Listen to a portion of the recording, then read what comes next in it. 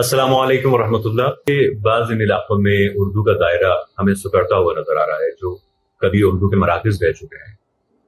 یقیناً یہ صورتحال باعث تشویش ہے، لیکن اردو کے حال اور مستقبل کے تعلق سے یہ بات کسی حد تک اطمینان بخش بھی ہے کہ اب اردو کی نئی نئی بستیاں وجود میں آنے لگی ہیں اور دور دراز کے لوگ بھی اس کی جانب متوجہ ہونے لگے. یوں کہیے کہ اردو کی مثال اب اس دریا کی سی ہے جو جاری و ساری ہے لیکن مقامات بدلتی رہتی ہے. کل کہیں اور بہتی تھی، آج کہیں اور بہ رہی ہو، اور آئندہ کہیں اور بہے گی، مگر بہتی رہے گی. یہ فطری امر ہے کہ جب کوئی زبان اپنے علاقوں سے نکل کے دوسرے علاقوں میں پہنچتی ہے تو اسے کئی طرح کے مسائل کا سامنا کرنا پڑتا ہے اور مختلف نوع تبدیلیوں سے بھی گزرنا پڑتا ہے، کیونکہ دوسرے علاقوں کے اپنے تقاضے ہوتے ہیں، اپنی تہذیبیں ہوتی ہیں، ثقافتیں ہوتی ہیں، اپنی زبانیں اور بولیاں ہوتی ہیں جو وہاں کے باشندوں کے مزاج اور خون میں شامل رہتی ہیں. اس لیے خواہی نہ خواہی دوسرے علاقے سے آنے والی زبان پر ان علاقوں کی زبانوں اور بولیوں کے اثرات بھی پڑتے چلے جاتے ہیں. اس طرح نوارد زبان تغیر پذیر ہونے لگتی ہے. تو یہی معاملہ اردو زبان کے ساتھ بھی دیکھنے میں آ رہا ہے کہ وہ دہلی، لکھنؤ، رامپور، کراچی، عظیم آباد، حیدرآباد ایسے شہروں کی سرحدوں سے نکل کے ان شہروں اور ملکوں میں جہاں پہنچی ہے جہاں کی اپنی بولیاں اور اپنی مستقل زبانیں ہیں، اپنے ڈائلیکٹس، یا ان علاقوں کے بہت سے باشندوں کے لیے زیادہ دیر تک اجنبی نہیں رہی اردو زبان. اس کی جہاں ایک وجہ یہ ہے کہ اردو کی کشش نے اجنبی لوگوں کو اپنی طرف کھینچا ہے، وہیں دوسری وجہ یہ بھی ہے کہ اردو نے دوسری زبانوں کے بہت سے الفاظ کا استقبال کرتے ہوئے اپنے دامن میں انہیں جگہ دی. اس سے اردو کے الفاظ کے ذخیرے میں دن بدن اضافہ ہوا ہے. اور یہاں یہ بات بھی قابل ذکر ہے کہ اردو نے جہاں دوسری زبانوں سے بلا جھجک الفاظ لیے ہیں، وہیں اپنے بہت سے پرکشش الفاظ دوسری زبانوں کو دینے میں بھی بڑی فراخ دلی کا مظاہرہ کیا ہے. اور لین دین کا یہ عمل ہنوز جاری ہے جو اردو کے زندہ زبان ہونے کا واضح ثبوت ہے. لیکن اردو کے اس پھیلتے دائرے کے ساتھ لسانی سطح پر اردو کو نو بنو مسائل اور پیچیدگیوں سے بھی گزرنا پڑ رہا ہے جو کہ ایک فطری امر ہے. البتہ قدر تشویش کی بات یہ ہے کہ ان مسائل سے نمٹنے کے لیے جس طرح کی کوششوں اور اقدامات کی ضرورت ہے وہ کم ہی سامنے آ رہے ہیں. فی زمانہ اردو زبان کو درپیش مسائل کی اگر فہرست بنائی جائے تو تلفظ کے مسئلے کو ضرور ان مسائل میں رکھا جا سکتا ہے جو توجہ طلب ہے. اس لیے کہ اس بات سے کسی بھی صورت انکار نہیں کیا جا سکتا کہ وقت کے ساتھ تلفظ کے معاملے میں بے اعتدالیاں بڑھتی جا رہی ہیں. یہ مسئلہ نہ صرف عوامی سطح پہ ہے بلکہ خاص میں بھی متعدد تعداد ایسے لوگوں کی ہے جو درست تلفظ کی کما حق کو رعایت نہیں کرتے یا اس کی زحمت نہیں کرنا چاہتے. تلفظ کے معاملے میں بے احتیاطی کی وجہ ہے کہ بہت سے اردو الفاظ کو اس طرح بولا جا رہا ہے کہ اصل الفاظ کی حیت تو متغیر ہو ہی جاتی ہے، ساتھ ہی ان کے معنی و مفاہیم بھی تبدیل ہو جاتے ہیں. یہ صورتحال کیوں رونما ہو رہی ہے، اس کے اسباب کیا ہیں اور کس طرح تلفظ کے مسئلے کو حل کیا جا سکتا ہے؟ ان سوالات کے جواب کی جستجو سے پہلے اس سوال کا جائزہ لینا ضروری ہے کہ کیا تلفظ واقعی کوئی مسئلہ ہے؟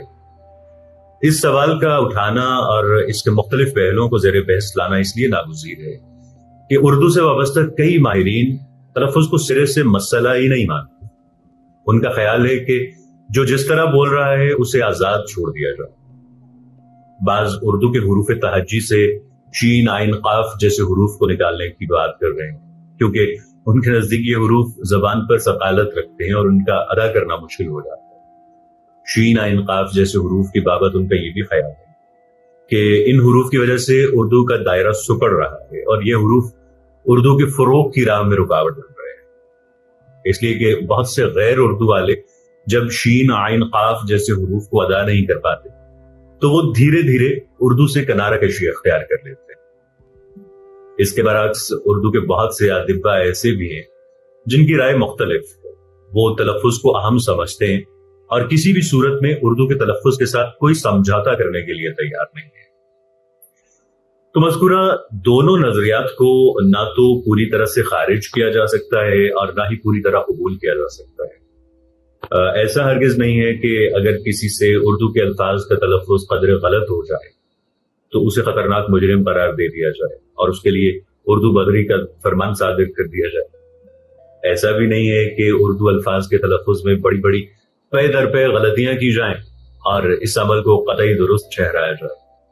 شین، عین، قاف، ضاد وغیرہ کو اردو حروف تہجی سے خارج کر دینے کی بات سے بھی اتفاق نہیں کیا جا سکتا، کیونکہ اس صورت میں اردو الفاظ زبان اردو سے خارج کرنے پڑیں گے، اور اگر شین کو سین سے، عین کو الف سے، غین کو گاف سے، ضاد کو ضا سے، زا کو اور زا کو جیم سے بدل دیا جائے تو اردو کو بے شمار پرکشش الفاظ سے محروم ہونا پڑے گا۔ بہت سے غنایت سے پر الفاظ کھردرے اور سپاٹ ہو جائیں گے۔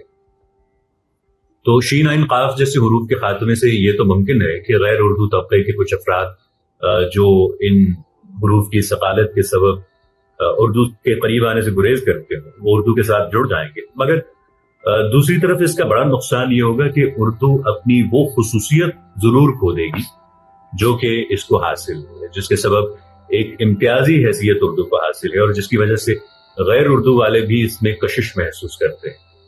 غور کرنے کا مقام یہ ہے کہ جب اردو میں کشش نہیں رہے گی تو وہ لوگ اس کی طرف کیوں آئیں گے جن کے پاس اپنی زبانیں اور اپنی بولیاں ہیں۔ حقیقت یہ ہے کہ مذکورہ حروف کو اردو زبان سے خارج کر کے اردو کا دائرہ وسیع نہیں ہوگا بلکہ اور زیادہ محدود ہو جائے گا۔ اردو تلفظ کو غیر اہم اس لیے بھی نہیں کہا جا سکتا کہ اردو کا حسن اس سے دوبالا ہوتا ہے۔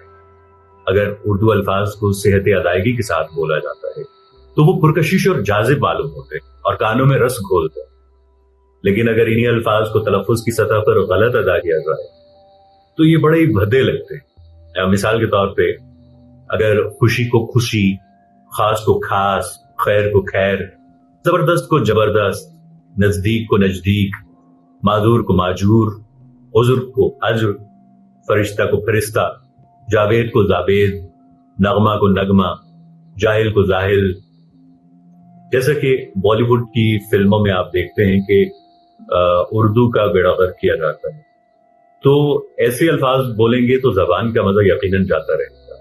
جو لوگ اردو جانتے ہیں ان کے چہروں پر شکنے پڑ جائیں گے، اور اگر ان کے سر میں درد ہونے لگے تو بھی کوئی حیرت کی بات نہیں۔ جو لوگ اردو سے واقف نہیں ہیں وہ چاہے صحیح اور غلط کے درمیان فرق نہ کر پائیں، لیکن اتنا ضرور ہے کہ الفاظ میں کوئی جاذبیت اور غنایت انہیں محسوس نہیں ہوگی۔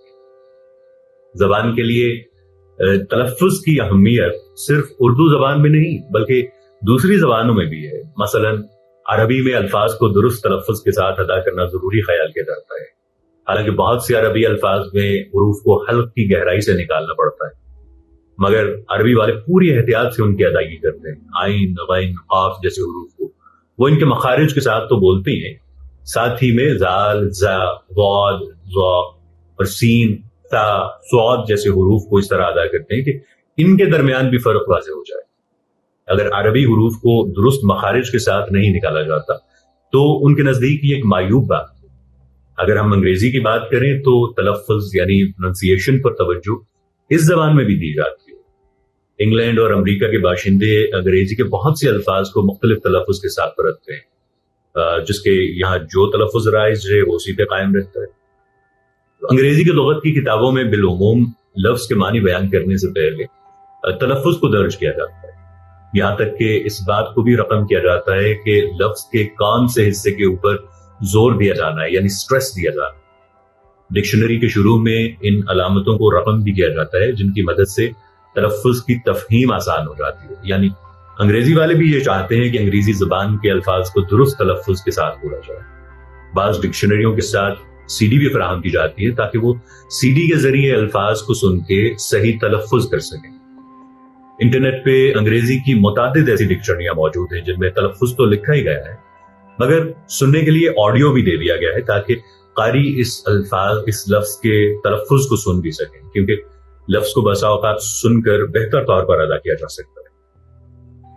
تو تلفظ کا اس درجہ اہتمام اس بات پہ دلالت رکھتا ہے کہ انگریزی والے اس بات کے آرزو مند ہیں کہ ان کی زبان کو دوسرے لوگ بھی صحیح تلفظ کے ساتھ بولیں.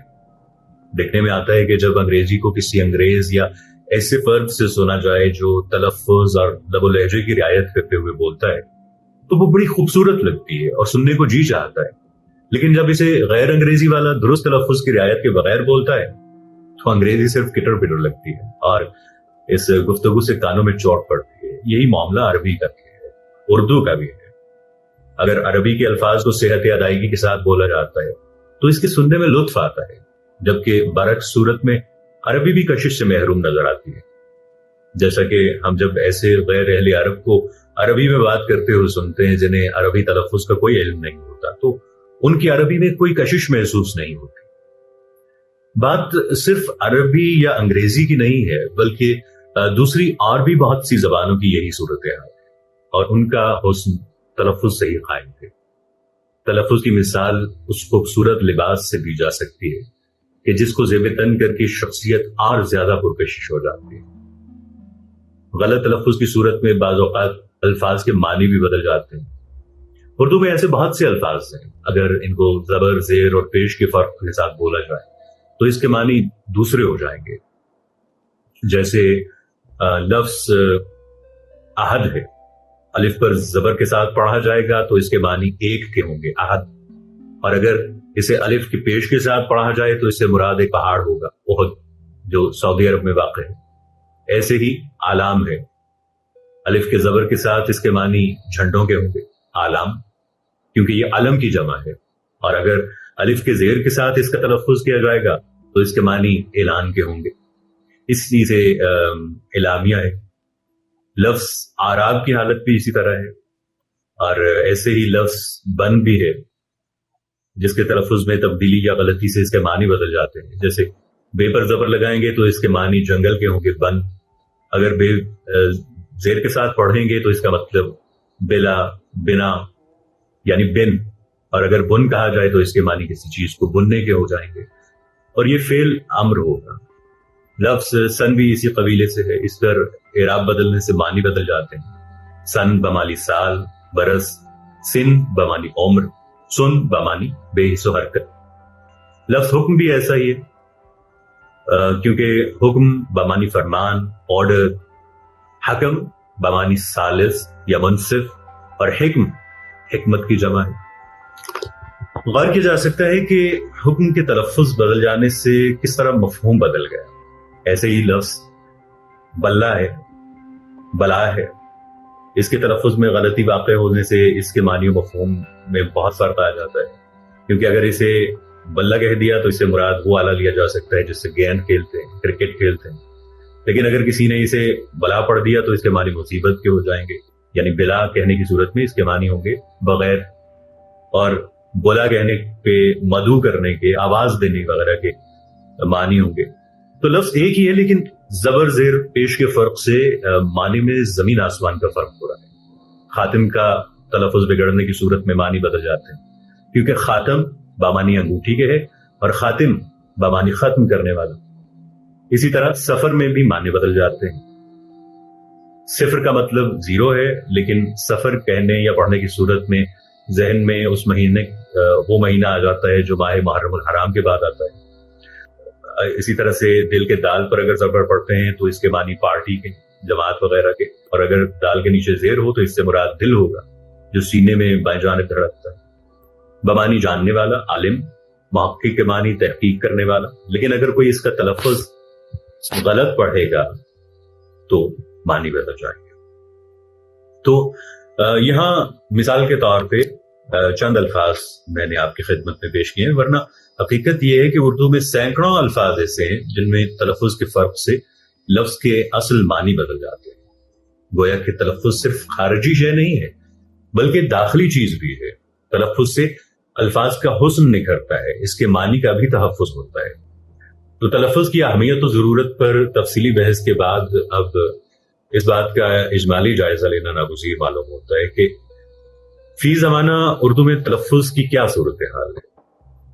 تلفظ کی سطح پر اردو والے کتنی بے اعتدالیاں کر رہے ہیں, کس نوعیت کی غلطیاں اردو الفاظ کو بولتے ہوئے کی جا رہی ہیں. इस सिलसिले में कोई हतमी बात करने से पहले ये जान लेना जरूरी है कि उर्दू बोलने वालों की मुख्तलिफ किस्में हैं। एक वो जिनकी मादरी जबान उर्दू है और दूसरे वो जिनकी मादरी जबान कोई और है मगर उनका ओढ़ना बिछोना उर्दू है। तीसरे वो जो उर्दू के असातिज़ा, मुसन्निफ, मुअल्लिफ, स्कॉलर, शायर वगैरह हैं। चौथे वो लोग जिनका ताल्लुक तो उर्दू से है लेकिन वो उर्दू पढ़ना लिखना नहीं जानते या फिर कम जानते हैं। और पांचवें वो गैर उर्दू वाले जो उर्दू अल्फाज को अपनी जबान में इस्तेमाल करते हैं। एक किस्म उन लोगों की भी है जो औसत दर्जे की उर्दू जानते हैं। उर्दू से वाबस्तगी रखने वालों में एक किस्म उन अफराद की है जिनका तालीमी पस मंजर किसी दीनी मदरसे से है, और एक किस्म उन अफराद की है जिनका तालीमी बैकग्राउंड स्कूल से है।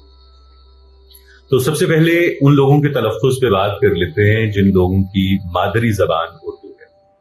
उनके घरों, महल्लों, गली कूचों में, बाजारों में, महफिलों में, मजलिसों में उर्दू बोली जाती है। जैसे लखनऊ, दिल्ली के बाद इलाके, बिहार के मुख्तलिफ इलाके, कराची है, उत्तर प्रदेश के मुतादिद शहर हैं जैसे रामपुर है, अमरोहा है और सहारनपुर के कुछ खित्ते और बस्तियां वगैरह। तो यहाँ के बाशिंदों का तलफ़्फ़ुज़ निस्बतन दुरुस्त होता है। अगर ये लोग उर्दू में अपनी तालीम को आगे तक जारी रखते हैं तो ये उर्दू अल्फाज को आसानी के साथ बोलते हुए नजर आते हैं और बिलउमूम इनसे तलफ़्फ़ुज़ की गलतियां कम होती हैं। हाँ, ऐसे अल्फाज का इस्तिस्ना किया जा सकता है जिनका उन्हें इल्म ना हो। जो लोग उर्दू नहीं जानते लेकिन उनकी मादरी जबान उर्दू होती है, वो उनके माहौल में उर्दू बोली जाती है, वो भी इन अल्फाज के सही तलफ़्फ़ुज़ करते हैं जो आम बोलचाल में राइश है।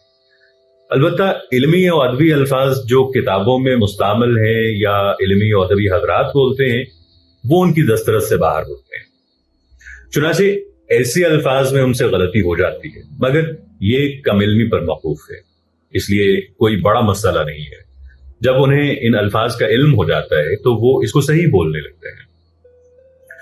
अब वो अफराद जिनकी मादी जबान उर्दू नहीं है लेकिन उनका मैदान उर्दू है, वो उर्दू किताबें, रसाइल, अखबारात वगैरह पढ़ते हैं, उर्दू पढ़ाते हैं, उर्दू लिखते हैं, उर्दू में शायरी करते हैं और उर्दू ही में अपने तमाम काम सर अंजाम देते हैं। उनका तलफ़्फ़ुज़ इसलिए बेहतर होता है कि वो मेहनत से, मुजाहिदे से अपने तलफ़्फ़ुज़ को दुरुस्त कर लेते हैं। मगर इसके बावजूद ऐसे बहुत से उर्दू वाले नजर आते हैं जो बहुत से अल्फाज का तलफ़्फ़ुज़ गलत करते हैं। गालिबन इसकी वजह यह है कि वो अपने असातिज़ा से जो सुनते हैं उसे अपनी जबान पर ले आते हैं या लुगत की कोई किताब देख लेते हैं या फिर अपने जहन के मुताबिक तलफ़्फ़ुज़ कर लेते हैं, जबकि कई बार असातिज़ा भी मुतादिद अल्फाज का तलफ़्फ़ुज़ गलत कर जाते हैं और लुगत की किताबों में भी कई लफ्ज़ों का तलफ़्फ़ुज़ गलत लिखा होता है और कभी कभी महज अपना क़ियास भी दुरुस्त नहीं होता। मिसाल के तौर पे बहुत से पढ़े लिखे लोग मुअज़्ज़ज़ को मुअज़्ज़ज़, असनाफ को इसनाफ, मोजिद को मुअज्जद या मूजिद, मुस्बत को मस्बत कहते हैं। तो ऐसे सैकड़ों अल्फाज हैं जिनका तलफ़्फ़ुज़ बहुत से पढ़े लिखे लोग भी गलत करते हैं। जो लोग औसत दर्जे की उर्दू जानते हैं यानी उर्दू की आसान किताबें पढ़ते हैं, अखबार भी किसी हद तक पढ़ लेते हैं और आसान उर्दू लिख भी लेते हैं, उनके यहाँ उर्दू अल्फाज के तलफ़्फ़ुज़ को इत्मीनान बख्श नहीं कहा जा सकता। अगर उनकी मादरी जबान उर्दू होती है तो तलफ़्फ़ुज़ की गलतियां कम वाक़ होती हैं, लेकिन अगर उनकी जबान मादरी नहीं है और ना ही माहौल उर्दू का है तो ऐसे लोग तलफ़्फ़ुज़ की खूब गलतियां करते हैं। जो लोग गैर उर्दूदा हैं मगर वो उर्दू से दिलचस्पी रखते हैं और उर्दू बोलने की कोशिश करते हैं, उनके यहाँ उर्दू अल्फाज के तलफ़्फ़ुज़ की सूरत हाल बड़ी अजीबोगरीब होती है। वो अल्फाज को सही बोलने की कोशिश तो करते हैं मगर अपनी कम-इल्मी की वजह से अक्सर गलतियां कर जाते हैं। वो अक्सर सुन के अल्फाज बोलते हैं लेकिन महज सुनकर तमाम अल्फाज का सही तलफ़्फ़ुज़ आसान बात, खास तौर से उन लोगों के लिए जिनकी जबान कोई और हो। फिर भी उनके इस जज्बे की जरूर कदर की जानी चाहिए कि वो उर्दू से मोहब्बत करते हैं, उर्दू बोलने, सुनने और समझने की सही करते हैं। अगर वो बाज़ाबिता तौर से उर्दू के साथ जुड़ जाएंगे तो ऐसे रास्ते खुले हुए हैं जिन पर चल के उनकी उर्दू बेहतर हो जाएगी और वो अल्फाज के सही तलफ़्फ़ुज़ कर सकेंगे। इस बाबत हम आगे चल के क़दर तफसील से भी बहस करेंगे। अब रही बात उन लोगों की जिनका तालीमी पस मंजर मदरसा है, दीनी मदरसा रहा है, तो उनके ताल्लुक से ये कहना बेजा नहीं होगा कि तलफ़ुज़ की सतह पर उनकी कारकर्दगी खासी बेहतर होती है। वो उर्दू हरूफ को भी दुरुस्त तौर पर निकालते हैं और उर्दू के ऐसे अल्फाज का तलफ़ुज़ भी आसानी से कर लेते हैं जिन्हें दकीक ख्याल किया जाता है। इसकी कई एक वजूहात हैं।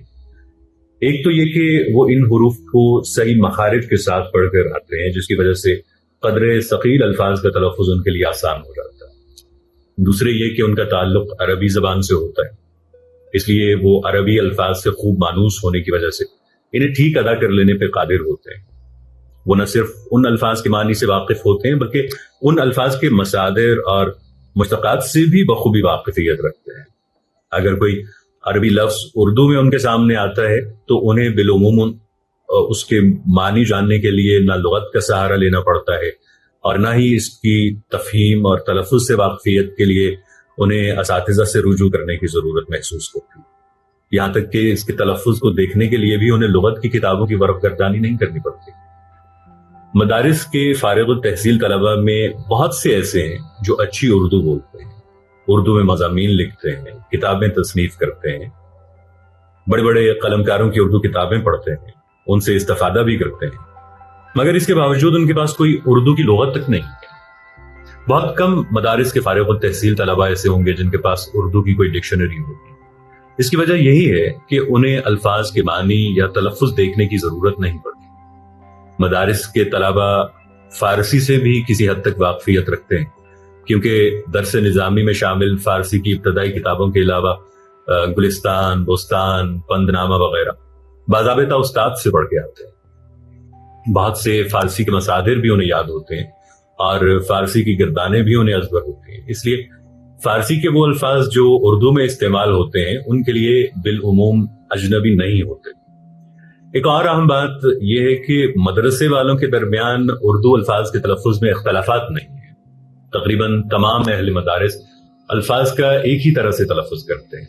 सभी मुअज़्ज़ज़, मुस्बत, मुस्तजाब, मुनहसिर ये अल्फाज बोलते हैं। इस तरह से मदरसे के असातिज़ा हो, मुक़र्रिरीन हो, तलबा हो, सबके यहाँ अल्फाज का तलफ़ुज़ एक जैसा होता है। इसलिए अहले मदारिस के यहाँ उर्दू तलफ़ुज़ कोई परेशान कुन मसला नजर नहीं आता। अहले मदारिस की उर्दू ज़बान से खासी वाक़फियत का मतलब ये भी ना निकाला जाए कि तलफ़ुज़ में उनसे बिल्कुल गलतियां नहीं होती। यकीनन होती हैं, बल्कि बाज़ गलतियां उनके यहाँ ऐसी होती हैं जिनसे उर्दू के पुरकशिश अल्फाज भी बड़े भद्दे मालूम होते हैं। जैसा कि उर्दू बोलते हुए आइन और क़ाफ इतना गाढ़ा करके निकालते हैं कि अच्छा महसूस नहीं होता, जैसे आली, क़ौरी, उम्दा, एजाज वगैरह।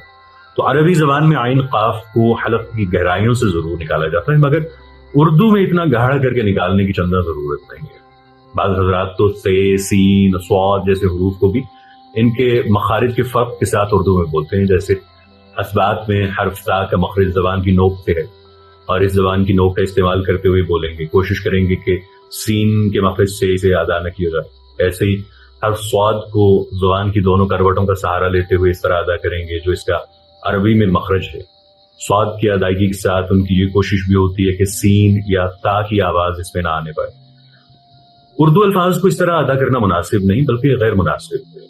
ऐसे ही अहले मदारिस के यहाँ उर्दू के साफ़ी मिजाज के खिलाफ भी बहुत से अल्फाज का तलफ़ुज़ मिलता है, जैसे कि लफ्ज़ तहकीक, मदरसा का पस मंजर रखने वाले तलबा बिलुमूम इस लफ्ज़ को ते के ज़बर के साथ पढ़ते हैं। हालांकि तहकीक को ज़ेर मजहूल के साथ पढ़ा और बोला जाएगा तो इसका उर्दू तलफ़ुज़ दुरुस्त होगा।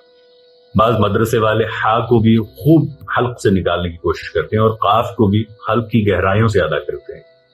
अगर अरबी इबारत में ये अल्फाज आए तो इस तरह तलफ़ुज़ बेहतर है, लेकिन जब इनको उर्दू अल्फाज के साथ बरता जाए तो ना हे को इतना ज्यादा हल्क से निकालने की जरूरत है और ना काफ।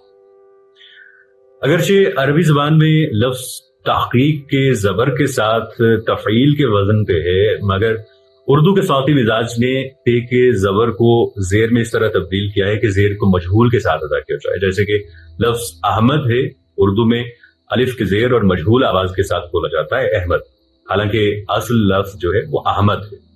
अरबी बोलते हुए इस लफ्ज़ को अहमद अलिफ के ज़बर के साथ ही पढ़ा जाएगा, मगर जब उर्दू में अहमद बोला जाता है तो उर्दू के साथी मिजाज को सामने रख के इसको ज़ेर के साथ मजहूल आवाज के साथ अदा किया जाता है। इस तरह के और भी बहुत से अल्फाज हैं।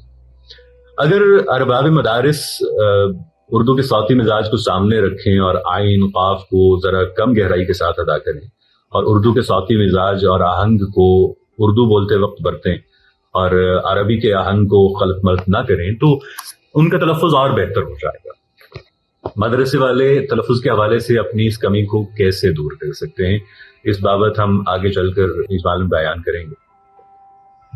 अब बात करते हैं जिन उर्दू वालों का तालीमी पस मंजर मदरसा नहीं बल्कि स्कूल होता है, उनके साथ उर्दू अल्फाज का तलफ़ुज़ का एक अहम मसला है।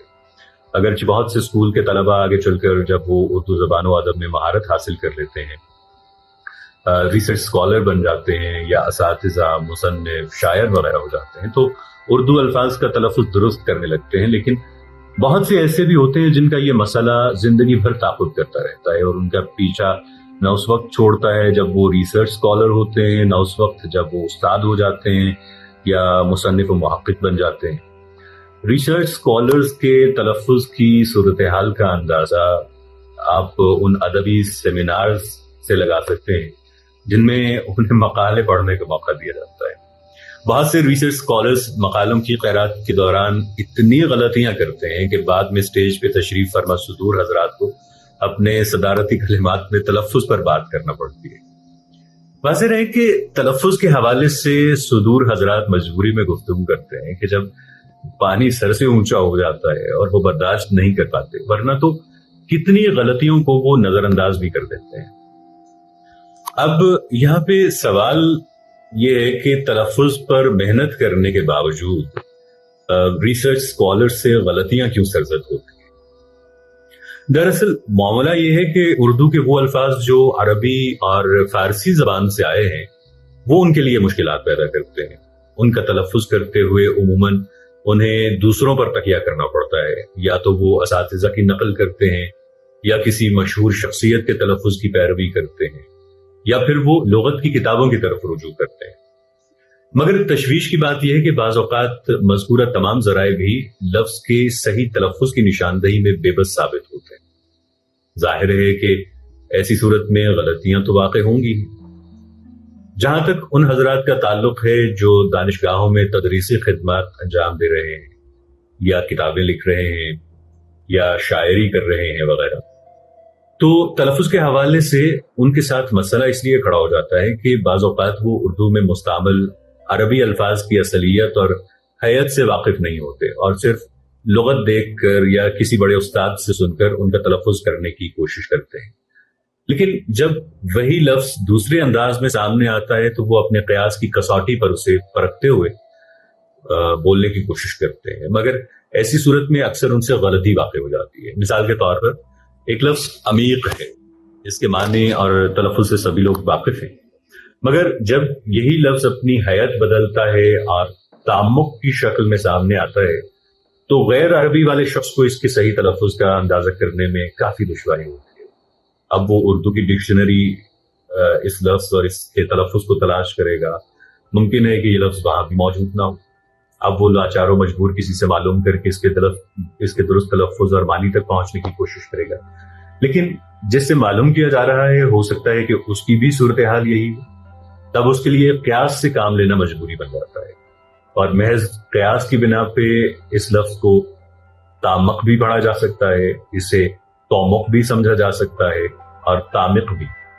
लेकिन अगर यही लफ्ज़ अरबी से वाकिफ़ शख्स या तालिब इल्म के सामने आएगा तो वो बिल्कुल भी परेशान नहीं होगा। वो ना कोई डिक्शनरी देखेगा, ना किसी से मालूमात लेगा, बल्कि पहली नजर में उसको तामुक पढ़ेगा, क्योंकि वो इस बात से बखूबी वाकिफ़ है कि अरबी में बाबे ताफ़ुल मौजूद है जिसके वज़न पे ये लफ्ज़ है। इस वज़न पे और भी बहुत से ऐसे अल्फाज हैं जो उर्दू में मुस्तामिल हैं, जैसे तकब्बुर, तनव्वु। अगर लफ्ज़ अमीक अम्क की शक्ल में सामने आता है तो अरबी से नवाकिफ तलबा के लिए इसके सही तलफ़ुज़ तक पहुंचने के लिए या तो उस्ताद की मदद लेना पड़ेगी या फिर लुगत की। लेकिन अरबी दान तालिब इल्म को इस लफ्ज़ के सही तलफ़ुज़ तक पहुंचने के लिए यहां भी कोई मसला नहीं है। आगे चलकर यही लफ्ज़ जब आमाक की सूरत इख्तियार करता है तो फिर वही उलझन सामने आ खड़ी होती है कि ये क्या लफ्ज़ है, आमाक है या एमाक है। ظاہر ہے کہ عربی سے واقفیت رکھنے والا پہلی نگاہ میں بنا سوچے اس کے اصل تلفظ تک رسائی حاصل کر لے گا، کیونکہ وہ سمجھ جائے گا کہ یہ بات افعال کے وزن پہ ہے۔ دراصل عربی میں مصدر کو یا لفظ کے مادے کو مختلف ابواب میں لے جانے کا پورا ایک نظام موجود ہے، جس کے تحت لفظ کے مادے کو الگ الگ ابواب میں لے جایا جاتا ہے، جس سے لفظیات کا دائرہ بھی وسیع ہوتا ہے اور مختلف مفاہیم کو ادا کرنا بھی آسان ہو جاتا ہے۔ جیسے ایک لفظ نظر ہے، اس مادے سے اردو کے مختلف الفاظ بنتے ہیں، جیسے منظر، مناظرہ، تناظر، انتظار۔ یہ چاروں الفاظ یوں ہی وجود میں نہیں آئے، بلکہ اصول و قواعد کے مطابق بنائے گئے ہیں۔ منظر مفعل کے وزن پہ ہے، مناظرہ مفاعلہ کے وزن پہ ہے۔ عربی میں یہ ایک مستقل باب ہے۔ تناظر تفاعل کے وزن پہ ہے۔ یہ ثلاثی مزید کا ایک باب ہے۔ انتظار باب افتعال سے ہے۔ ان تمام ابواب کے بارے میں عربی طلبہ اچھی طرح واقف ہوتے ہیں، یہاں تک کہ ان ابواب کی خصوصیات بھی ان کے سامنے ہوتی ہیں۔ چنانچہ عربی لفظ کوئی بھی شکل اختیار کر لے، وہ ان کی گرفت میں آ جاتا ہے، اور اس کے معنی یا تلفظ کو سمجھنے میں انہیں کسی قسم کی پریشانی کا سامنا نہیں کرنا پڑتا۔ عربی زبان سے ناواقف کار یا اسکول کے پس منظر سے آنے والے حضرات کے لیے یہ کام مشکل ہوتا ہے، کیونکہ وہ اس نظام سے واقف نہیں ہے۔ اس لیے اگر کوئی لفظ یا لفظ کا مادہ جب دوسری شکل اختیار کر کے سامنے آتا ہے تو ان کے لیے اس کے معنی اور تلفظ تک رسائی کا مسئلہ قدر پیچیدہ ہو جاتا ہے۔ ان کے سامنے چند راستے ہوتے ہیں۔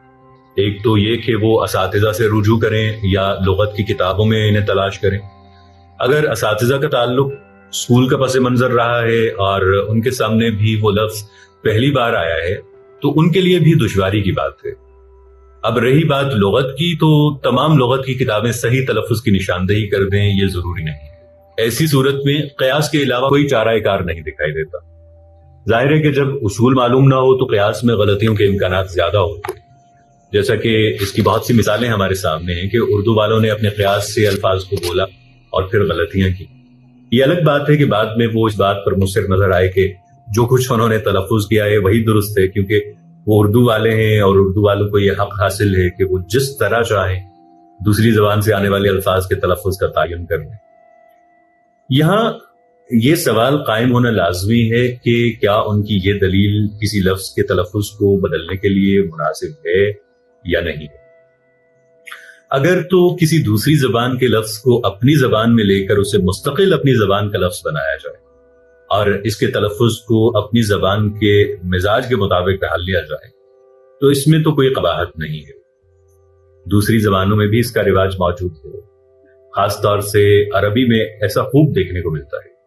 اہل عرب انگریزی زبان کے بہت سے الفاظ، بہت سی اصطلاحات کو عربی کے مطابق بنا لیتے ہیں، یہاں تک کہ اشیاء کے ناموں کو وہ تبدیل کر دیتے ہیں۔ اردو میں بھی اگر ایسا کیا جائے تو یہ کوئی نئی بات نہیں ہے اور نہ ہی جرم ہے۔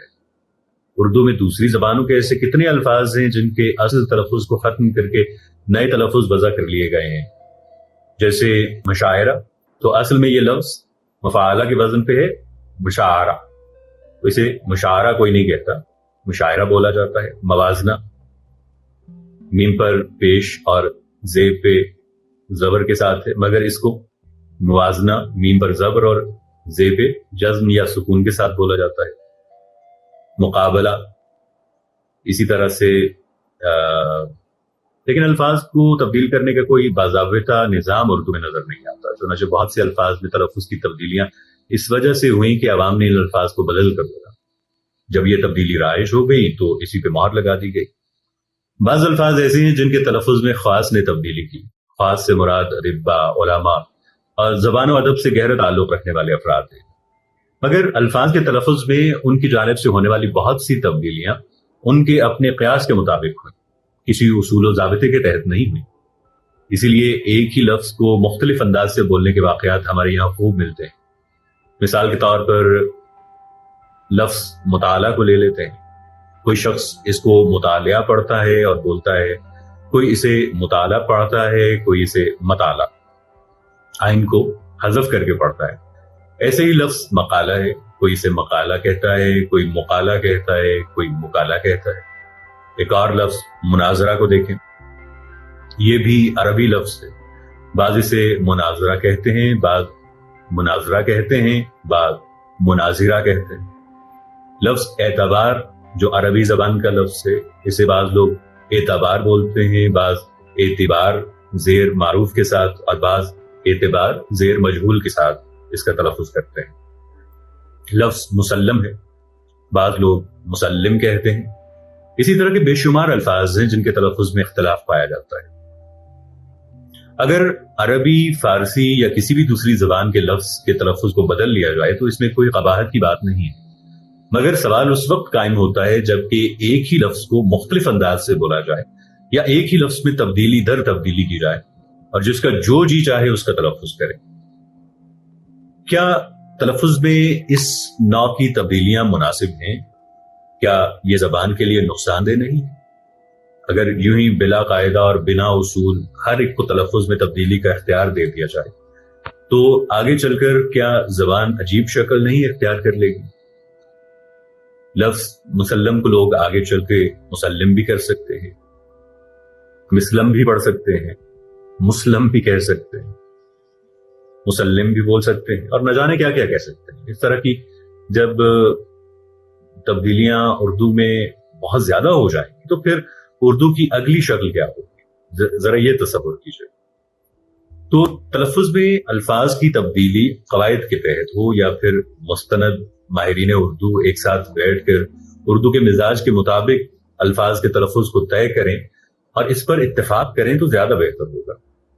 इसका यह मतलब नहीं कि किसी लफ्ज के दो तलफ़ुज़ नहीं हो सकते, बल्कि हो सकते हैं, बिल्कुल हो सकते हैं, मगर इनको भी तय किया जाए कि फलां लफ्ज के ये दो या इससे भी ज़ायद तलफ़ुज़। यहां ये सवाल भी दिलचस्पी से खाली नहीं होगा कि एक लफ्ज को मुख्तलिफ तरीकों से क्यों बोला जाता है या फिर तलफ़ुज़ में तब्दीली दर तब्दीली का अमल क्यों जारी है। तो इसकी दो वजूहात हैं। एक तो ये है कि इम्तदाद ज़माना के बायस अवामुन्नास के दरमियान अल्फाज का तलफ़ुज़ बतदरीज बदलता रहता है। दूसरी वजह अल्फाज की असल से लाइल्मी है। तलफ़ुज़ में इस तरह की कैफियत ज्यादातर अरबी अल्फाज में देखने को मिलती है क्योंकि अरबी जबान से कम ही लोग वाकिफ होते हैं। अगर अरबी के इन अल्फाज से गहरी वाकफियत हो जो उर्दू में मुस्तामिल है तो उर्दू वाले इसका तलफ़ुज़ गलत नहीं करेंगे। हाँ, उर्दू के मिजाज के मुताबिक इसे जरूर ढाल लेंगे। इसको यूं समझा जा सकता है कि अरबी में बहुत से अल्फाज बाबे मुफ़ाअला से आए हैं, जैसे मुनाजरा, मवासना, मुशायरा, मुकाबला, मुहासरा, मुशाहदा, मुताला, मुनाकशा, मुजाहदा, मुलाहजा, मुआशरा वगैरह। इस बाब के वजन पर आने वाले अल्फाज को अगर उनके कायदे के मुताबिक ढाला जाता तो सबका वजन एक होता, मगर ऐसा नहीं। मज़कूर अल्फाज को इस तरह बोला जाता है: मुनाजरा मीम के पेश और ज़ाद के सुकून के साथ, मुआसना मीम के ज़बर के साथ और जे के सुकून के साथ, मुशायरा मीम के पेश के साथ और आइन के जेर मजहूल के साथ, मुशाहिदा हे के ज़बर जेर और सुकून के साथ, मुताला लाम के जेर और ज़बर के साथ। मुआशरा को बाज लोग मीम के पेश के साथ पढ़ते हैं और बाज मीम के ज़बर के साथ, माशरा वगैरह। तो इन अल्फाज में इस कदर इख्तलाफ नहीं होना चाहिए था। अगर इन अल्फाज को अरबी से इनकी असल के साथ लाया जाता तो सबके मीम पर पेश होता और अलिफ के बाद आने वाले हर्फ पर यानी आइन कलिमा पर जेर होता। लेकिन अगर इन अल्फाज को उर्दू के साती मिजाज के मुताबिक कायदे की रियायत करते हुए ढाला जाता तो तमाम अल्फाज का मीम पेश के साथ और अलिफ के बाद आने वाला हर्फ जेर मजहूल के साथ होता, क्योंकि उर्दू के साती मिजाज के मुताबिक बहुत से अल्फाज में जबर को जेर मजहूल के साथ बोला जाता है, जैसे अहमद, रहमा वगैरह। लेकिन उर्दू में सभी लोग अहमद और रहमत बोलते हैं। ये उर्दू का साती मिजाज है। चुनाचे इस साती मिजाज को सामने रखते हुए बाब मुफाला के फा के बाद आने वाले हुरूफ आइन के जेर के साथ मजहूल आवाज में इन्हें बोला जा सकता था: मुशाहिदा, मुलाहिजा, मुतालिया, मुनाजरा वगैरह। लेकिन एक ही वजन के अल्फाज को अलग अलग हरकत के साथ पढ़ना ना कायदे के मुताबिक है और ना उर्दू के साती मिजाज के मुताबिक। ظاہر ہے کہ اس اختلاف کی بنیادی وجہ الفاظ کی اصل شکل سے ناواقفیت ہے۔ چنانچہ جس کی جو بھی سمجھ میں آیا اس نے ویسا ہی تلفظ کر لیا، اور ایک ہی انداز کے الفاظ کو مختلف شکلیں دے کر تلفظ کے معاملے کو پیچیدہ بنا دیا گیا۔ اس صورت میں کسی غیر زبان کے الفاظ کے تلفظ میں احتیاط سے کام لیا جانا اور اس کو بولنے سے پہلے اس کے تلفظ کو جانچنا پرکھنا ضروری ہے۔ فقط اپنے انداز اور قیاس پر اس تلفظ کو معین کر لینا، اس تلفظ کو متعین کر لینا یہ مناسب عمل نہیں ہے، کیونکہ کئی بار ایسا دیکھا گیا ہے کہ اردو والے بعض لفظوں کا تلفظ بدل دیتے ہیں، جبکہ اس کا اصل تلفظ اردو کے مزاج کے مطابق بھی ہوتا ہے اور زبان پر آسان بھی ہوتا ہے۔ مثال کے طور پر ایک لفظ بین الاقوامی ہے، بین کے نون پر زبر ہے، مگر اردو کے اکثر لوگ بین کے نون پر پیش پڑھتے ہیں۔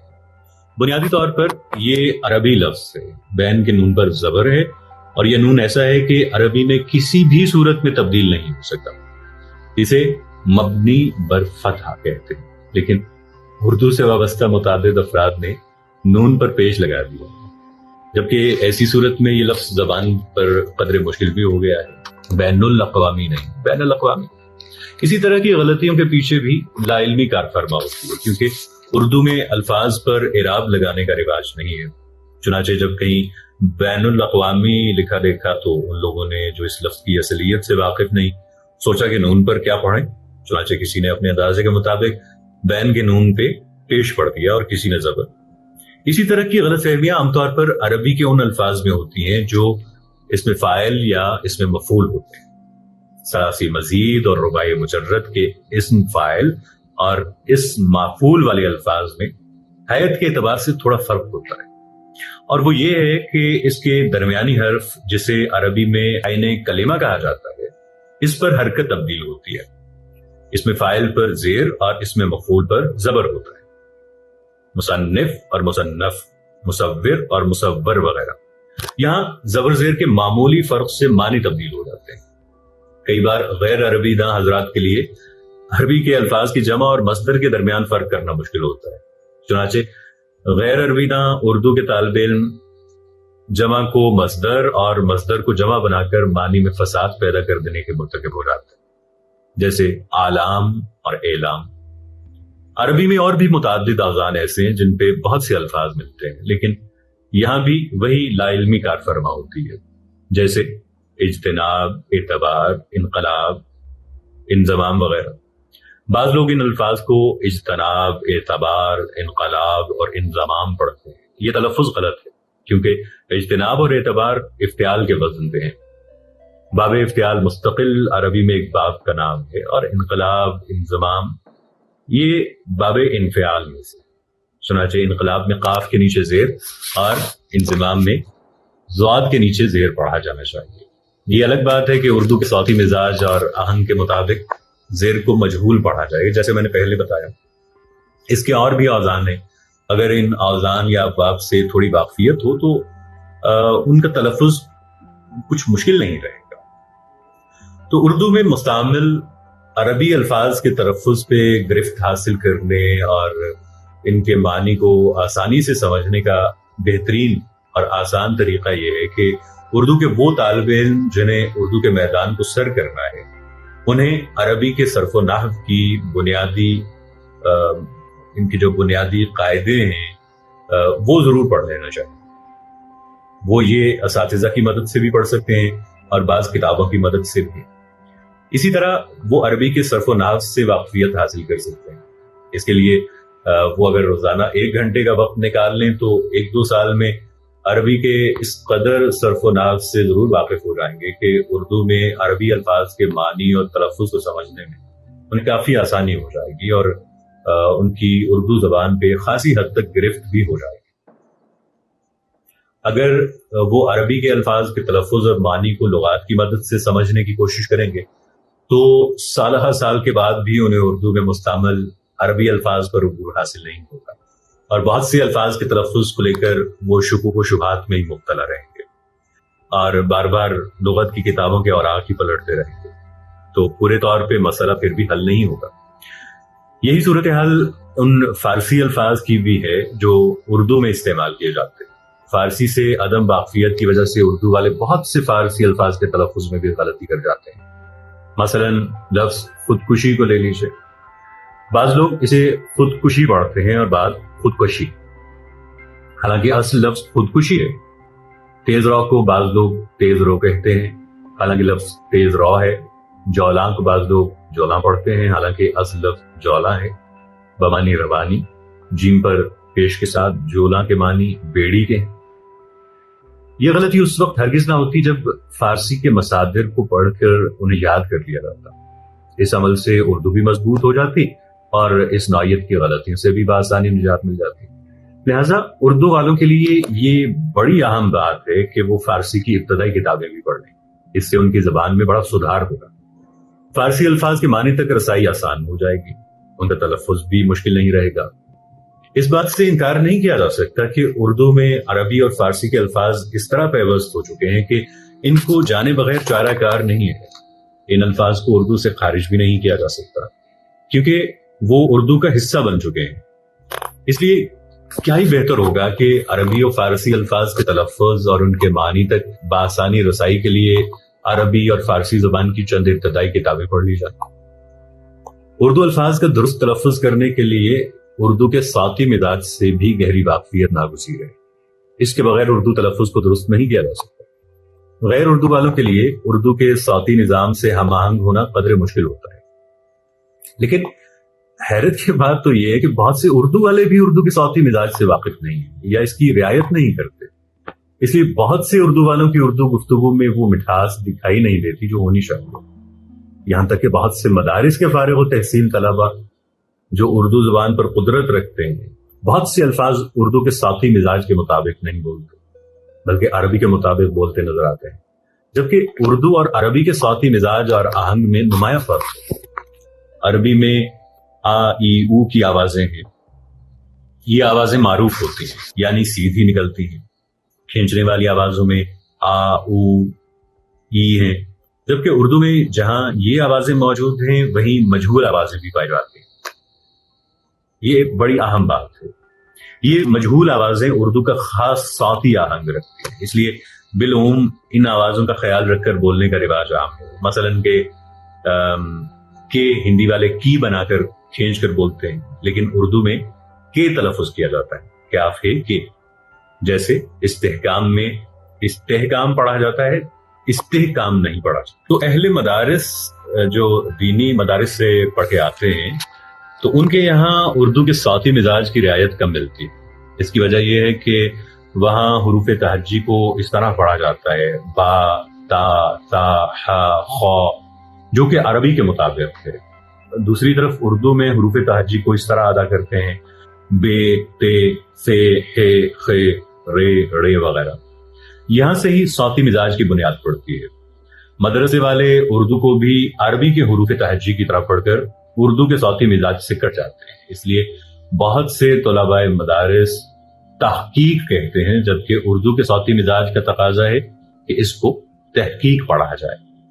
اردو میں رحمت کو رحمت اسی لیے بولتے ہیں کہ یہ اردو کے صوتی مزاج کے مطابق ہے، ورنہ تو اصل لفظ رحمت ہی ہے. اردو صوتیات میں بے اعتدالی صرف مدرسے والوں سے جڑی ہوئی نہیں ہے بلکہ دوسرے پس منظر سے آنے والے طلباء اور اساتذہ کے یہاں بھی اسی نوعیت کی بے اعتدالیاں موجود ہیں اور صوتیات کا پورا خیال ان کے یہاں بھی نہیں پایا جاتا.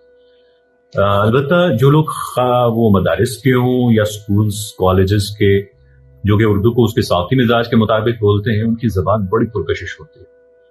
اردو میں تلفظ کا مسئلہ ان لوگوں کے یہاں زیادہ پیچیدہ نظر آتا ہے جو دور دراز کے خطوں صوبوں اور ملکوں سے تعلق رکھتے ہیں اور جن کی زبان میں اردو کے حروف تہجی سرے سے نہیں ہوتے یا ان کی مادری زبان میں اردو کے بعد حروف تہجی کی آوازوں کا بالکل استعمال نہیں ہوتا. اب اس کی مثال ہے کشمیر کے لوگ. یہ قاف ادا نہیں کر پاتے، اسی لیے تمام ان الفاظ میں جہاں قاف آتا ہے وہ کیاف کی آواز نکالتے ہیں، جو کم از کم اہل زبان کو اردو کے عالموں کو اچھا محسوس نہیں ہوتا.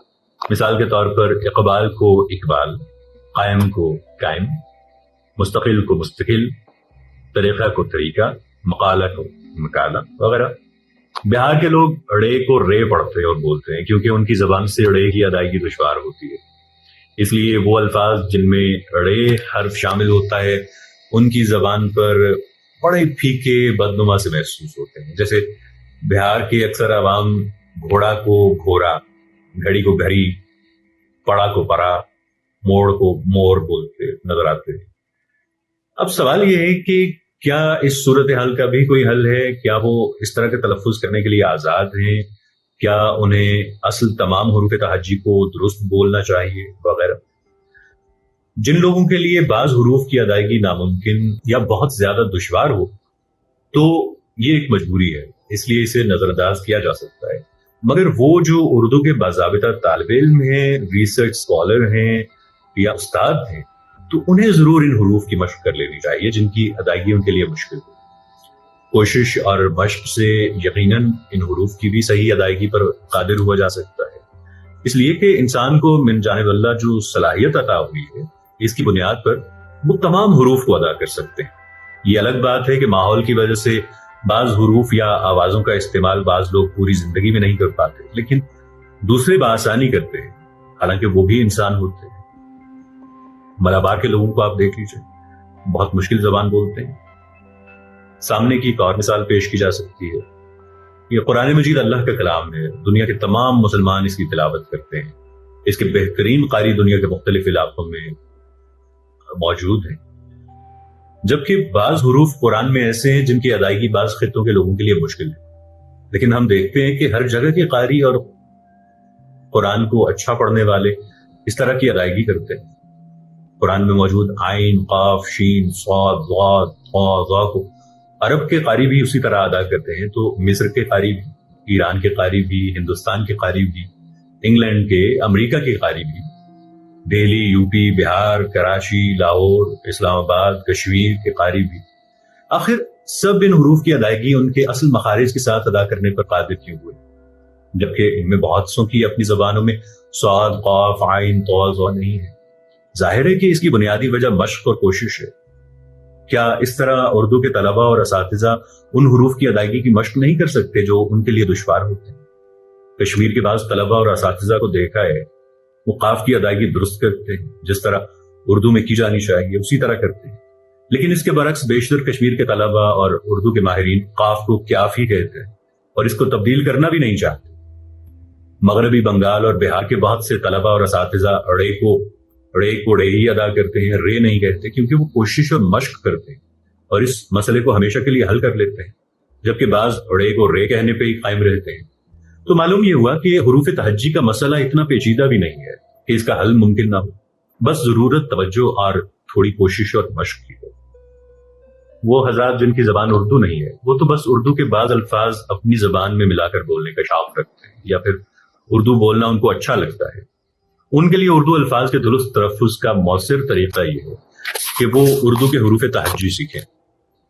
ہم اگلی کلاسز میں انشاءاللہ اس پہ بھی بات کریں گے اور انشاءاللہ کوشش کریں گے کہ بالکل بنیادی اسباق سے چلیں اور جو جن الفاظ میں مشابہت پائی جاتی ہے وہ بھی آپ کے سامنے رکھے جائیں.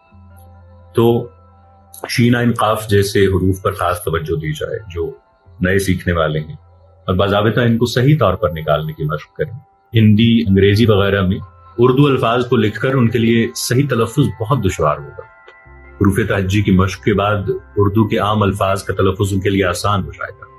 اس کے بعد وہ اردو زبان کی گہرائیوں کی جس قدر پیمائش کریں گے اسی قدر اردو میں مہارت حاصل ہوتی جائے گی اور آگے کی غلطیوں سے بھی بچا جا سکے گا. تو تلفظ کو درست کرنے کے جو طریقے زیادہ مؤثر ثابت ہو سکتے ہیں ان میں جو ابھی میں بیان کرنے جا رہا ہوں وہ طریقے زیادہ اہمیت کے حامل ہیں. نمبر 1، ماہر اساتذہ سے اردو زبان کو سیکھا جائے، کیونکہ اس بات سے انکار نہیں کیا جا سکتا کہ انسان استاد سے بہت کچھ سیکھتا ہے. جو کچھ اساتذہ پڑھاتے ہیں طلبہ خواہی نہ خواہی ان کی پیروی کرتے ہیں. اس لیے ایسے اساتذہ کا انتخاب ضرور کریں جن کا تلفظ درست ہو. یہ دور حاضر کا بہت بڑا المیہ ہے کہ ماہر اساتذہ کی فی زمانہ کمی محسوس ہو رہی ہے. اگر اساتذہ کا تلفظ خود درست نہیں ہوگا تو طلبہ پہ منفی اثرات پڑیں گے. اس کے برعکس اگر تلفظ درست ہو تو طلبہ زبان و بیان کے حوالے سے ان سے بہت کچھ سیکھ سکیں گے. انہیں تلفظ کے تعلق سے کوئی پریشانی نہیں آئے گی. بہت سے الفاظ کا تلفظ دیکھنے کے لیے انہیں لغات کا سہارا نہیں لینا پڑے گا. پڑھانے کے لیے ماہر اساتذہ کا تقرر کرنا یہ اسکولوں کی، کالجز کی، یونیورسٹیوں کی ذمہ داری ہے. اور یہ تشویشناک بات ہے کہ تقرر کا جو عمل فی زمانہ رائج ہے، اس میں 100% تو کیا 50% بھی لائق اور ماہر اساتذہ کا انتخاب نہیں ہو پاتا. اساتذہ کے تقرر کے عمل میں شفافیت جو ہے وہ وقت کا اہم تقاضا ہے. نمبر 2، مستند اور بہترین مقررین کو سننا. یعنی جو حضرات اپنا تلفظ درست کرنا چاہتے ہیں انہیں چاہیے کہ وہ ایسے مقررین کی تقریریں یا خطبات سنیں جن کو زبان و بیان پر گرفت حاصل ہو اور ان کا تلفظ بھی درست ہو. بار بار ایسے مقررین کو سنیں گے تو سامعین کے تلفظ میں بہتری آتی ہے. ایسے مقالہ نگاروں کے مقالے بھی سماعت کیے جا سکتے ہیں جو اچھے انداز میں مقالوں کی قیادت کرتے ہیں اور خاص طور سے الفاظ کی صحت ادائیگی پر زور دیتے ہیں. اسی طرح کے مواقع سیمینارز میں بھی مل سکتے ہیں جہاں ماہرین لسانیات کو مقالے پڑھنے اور خطاب کرنے کے لیے مدعو کیا جاتا ہے. ماہر مقررین کی تقریروں اور مقالوں کو ویڈیوز اور آڈیوز کے ذریعے بھی سنا جا سکتا ہے. تو اچھی گفتگو وغیرہ سننا زبان سیکھنے کے لیے زیادہ مؤثر ہے. تیسرا طریقہ ہے لغت کی کتابوں کی طرف رجوع کر کے تلفظ کو درست کرنا. یہ بھی مفید طریقہ ہے. جب بھی کسی لفظ کے تلفظ کے تعلق سے شک و شبہات قائم ہو جائیں تو اپنا قیاس لگانے سے بہتر ہے کہ لغات کی کتابوں میں تلفظ کو دیکھ لیا جائے. لیکن یہ دھیان رہے کہ تلفظ ان لغات میں تلاش کیا جائے جو اسناد کا درجہ رکھتے ہیں. مستند لغت کی کتابوں کے حوالے سے باخبر ہونا یہ اس لیے بھی ناگزیر ہے کہ بہت سی لغت کی کتابوں میں ہمیں تلفظ کے حوالے سے بہت زیادہ احتیاط نہیں ملی. نتیجہ یہ ہے کہ ان میں سے بہت سے الفاظ کا تلفظ غلط لکھا ہوا ہے. یہاں میں اس تشویش کا اظہار کرنا غیر مناسب نہیں سمجھوں گا کہ اردو میں تلفظ کے حوالے سے اچھی لغات کا فقدان ہے یا پھر ان کی تعداد جو ہے نہ ہونے کے برابر ہے. بہت سی اردو کے وہ لغات جو بازاروں میں دستیاب ہیں تلفظ کی غلطیوں سے بھرے پڑے یا ان میں رائج تلفظ نہیں ہے. یہ صورتحال طلبہ کے لیے بڑی پریشان کن ہے. لغت کی کتابیں عام طور پر ان الفاظ کے تلفظ سے ہمیں بے احتیاطی ملتی ہے جن کا تعلق عربی سے ہوتا ہے. ایسے ہی بعض لغات میں عربی و فارسی کے الفاظ کا صحیح تلفظ دینے کی کوشش کی گئی ہے مگر عوام الناس کے درمیان رائج تلفظ کی نشاندہی نہیں کی گئی. انہوں نے تلفظ لکھتے وقت اردو کے صوتی نظام کو بھی مد نظر نہیں رکھا. حالانکہ اردو زبان کے درست تلفظ کے لیے اس کا صوتی نظام اور جو اس کا مزاج ہے وہ بنیادی اہمیت رکھتا ہے. اردو کے صوتی مزاج اور نظام کو سامنے رکھ کر بہت سے لغات شائع بھی کیے گئے ہیں لیکن ان میں بھی بہت سے ایسے ہیں جن میں اردو کے صوتی مزاج اور آہنگ اور لہجے کا قطعاً خیال نہیں کیا گیا ہے اور جس زبان کا لفظ ہے اس کے اصل تلفظ کو رقم کر دیا گیا ہے. اس کے علاوہ رائج تلفظ کی بھی بھرپور نشاندہی نہیں کی گئی. اس اعتبار سے یہ لغت بھی طلبہ یا شائقین اردو کی تشنگی کو نہیں بجھا پاتی. مثال کے طور پر اردو کا ایک لفظ قہر ہے جس کا تلفظ قہر لکھا گیا ہے جبکہ اس کا اردو تلفظ قہر ہے زیر مجہول کی آواز کے ساتھ. اور اسی طرح ہونا چاہیے. ایک تو اس لیے کہ اردو سماج میں یہ لفظ قہر ہی بولا جاتا ہے، قہر الہی، قہر خداوندی وغیرہ. دوسرے اس لیے کہ اردو کا صوتی مزاج اور لہجہ اس بات کا متقاضی ہے کہ اسے قہر پڑھا اور بولا جائے. اس لیے کہ صوتی مزاج اور لہجے کے سبب عام طور پر زبر کو زیر کے ساتھ مجبول کرتے ہوئے پڑھنے اور بولنے کا اردو میں عام رواج ہے. جیسا کہ میں پہلے بھی بتا چکا ہوں، احمد عربی لفظ ہے اور الف پر زبر ہے لیکن اردو والے اسے احمد بولتے ہیں. ایسے ہی لفظ رحمت ہے، رحمت اگر عربی میں پڑھا جائے مگر اردو میں اسے رحمت بولا جاتا ہے. تو یہ صورتحال اس بات کی متقاضی ہے کہ کوئی ایسا لغت مرتب کیا جانا چاہیے جس میں تلفظ کا خصوصی خیال رکھا جائے اور صوتی آہنگ کے مطابق اسے ترتیب دیا جائے. تو اس حوالے سے بھی کام کیا جانا چاہیے. ایسے ہی ان الفاظ کے اردو میں تلفظ کے تعین کے لیے اردو کے ماہرین کی جماعت ہونی چاہیے جو اردو کے مزاج، مذاق اور رواج کو سامنے رکھ کے الفاظ کے تلفظ کا تعین کریں۔ جو تلفظ رائج ہے اس کو بھی درج کیا جائے، جو تلفظ زیادہ مناسب ہے اس کو بھی بتایا جائے، اور جو تلفظ غلط ہے اس کی طرف بھی اشارہ کیا جائے، تاکہ کوئی ایسی لغت تیار ہو جائے جس کے بعد تلفظ میں اردو کے طالب علموں اور اردو والوں کو کسی الجھاؤ کا شکار نہ ہونا پڑے۔ انگریزی اور عربی میں ایسے لغات کا خاصا ذخیرہ موجود ہے جو صحیح تلفظ کی نشاندہی کرتی ہے۔ وہاں لغات کی ترتیب میں ہر درجہ احتیاط کی جاتی ہے۔ تلفظ کے حوالے سے خصوصی لغت کی ترکیب کے ساتھ اس کے ساتھ ایک آڈیو یا ویڈیو بھی فراہم کیا جائے، تاکہ اگر لکھے گئے تلفظ کے باوجود صحیح تلفظ کو لے کر کوئی پیچیدگی ہو تو اس آڈیو کے ذریعے درست تلفظ کو سن کر اطمینان حاصل کر لیا جائے۔ چوتھی چیز جو ہے کرنے کی وہ یہ کہ اردو کی بستیوں میں کچھ وقت گزارا جائے، اردو بولنے والوں کے ساتھ وقت گزارا جائے۔ وہ شہر، قصبے وغیرہ جنہیں اردو کے مراکز کہا جاتا ہے، جن کی مادری زبان اردو ہے، صحیح زبان کو جاننے کا یہ طریقہ بہت ہی سود مند ہے کہ اردو بولنے والوں کے ساتھ آپ وقت گزاریں، ان سے گفتگو کریں، انہیں سنیں۔ تو اس سے بہت سے الفاظ کے معنی، محاورات وغیرہ کو بھی آپ جان سکتے ہیں۔ تو ماہر لسانیات اس کی اہمیت کو سمجھتے ہیں۔ دور رہ کر کتابوں یا استادوں سے بھی زبان سیکھی جا سکتی ہے، لیکن زبان کی باریکیوں سے واقفیت اور زبان کو زبان والوں کی طرح اسی وقت بولا جا سکتا ہے جبکہ زبان والوں کے درمیان کچھ وقت گزارا جائے۔ عام طور پر دیکھا جاتا ہے کہ اہل زبان بہت سی چیزیں نہ سیکھ کر بھی صحیح زبان بولتے ہیں۔ مثال کے طور پر وہ گرامر اور قواعد سے واقف نہیں ہوتے، نہ وہ قواعد پڑھتے ہیں، مگر اس کے باوجود ان غیر زبانوں کی بنسبت بہتر زبان بولتے ہیں جو زبان کو قواعد، گرامر وغیرہ کی مدد سے پڑھتے ہیں اور بولتے ہیں۔ یہ صرف اس علاقے کی دین ہے جہاں کی مٹی اور آب و ہوا میں اردو موجود ہے۔ اس لیے اگر درست زبان بولنی ہے تو اردو کی بستیوں میں وقت گزارنا اور ان بستیوں کے افراد سے جڑنا ہوگا۔ تو ان طریقوں کے علاوہ اور بھی طریقے اختیار کر کے زبان کی کمزوریوں کو دور اور تلفظ کو درست کیا جا سکتا ہے، بشرطے کہ زبان بولنے کے طریقوں کی تلاش اور جستجو کی جائے اور ان پہ عمل کیا جائے۔ ملیں گے اگلی ویڈیو کے ساتھ، تب تک کے لیے اللہ نگہبان۔